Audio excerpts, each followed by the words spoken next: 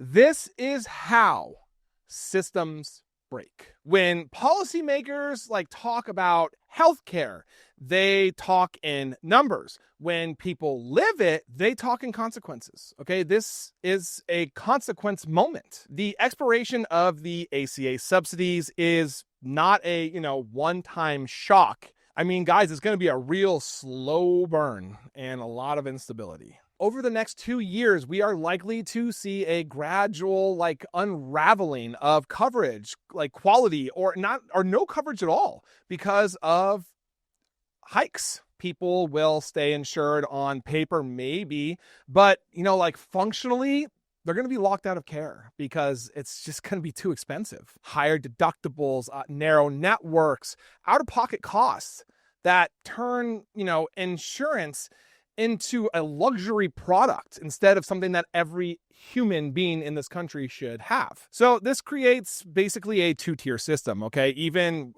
within insurance. So tier one, get care early, okay? That's ideal for everybody, right?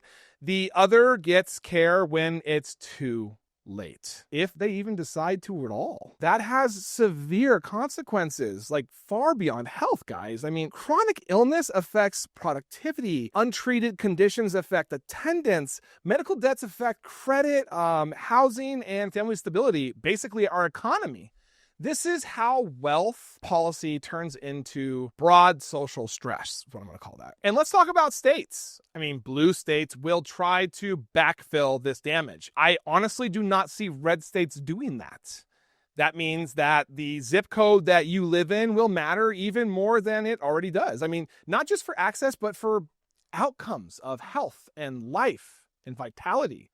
This is how a nation policy failure becomes a regional inequality. I mean, there is a longer term political risk here, right? That's basically should not be ignored. When a government demonstrates it cannot maintain popular working programs, people stop believing in incremental governance. They look for disruption instead of solutions. And that is not a progressive outcome. That is a very destabilizing one.